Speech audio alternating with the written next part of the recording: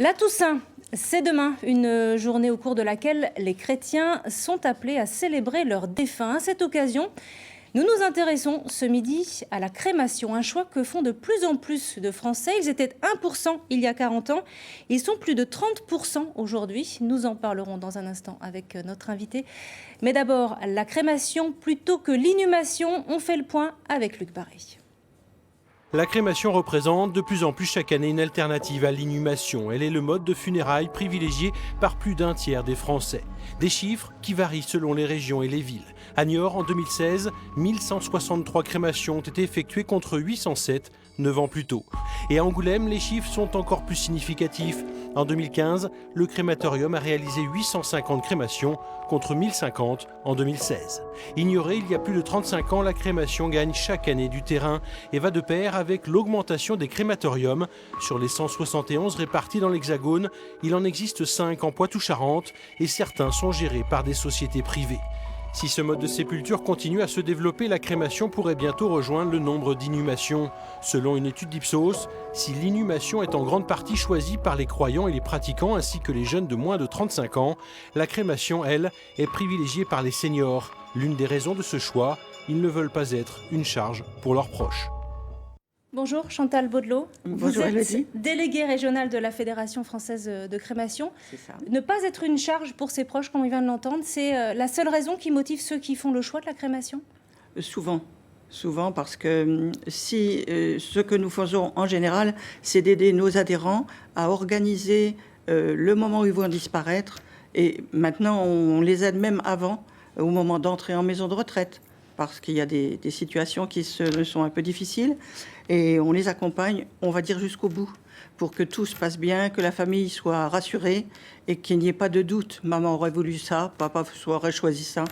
On s'arrange pour les aider au maximum afin que tout soit prévu et qu'il n'y ait pas d'hésitation dans les moments difficiles. Est-ce que l'argument économique entre en ligne de compte ? On dit souvent qu'une crémation, c'est moins cher qu'une inhumation. Est-ce que ça aussi, ça entre en jeu également. Mais ce que nous souhaitons faire respecter, c'est la volonté des personnes qui veulent se faire crématiser. Parce qu'il arrive dans des familles où papa a souhaité être crématisé, mais les enfants ne sont pas d'accord. Alors comment être sûr que sa volonté soit respectée ? Voilà. Donc en faisant partie d'une association crématiste, on dépose chez nous un testament crématiste qui prévoit tout ce que la personne souhaite. Et on peut les accompagner et faire, par exemple, sortir une personne de la tombe pour la faire crématiser si la famille a fait autre chose que ce qui était prévu.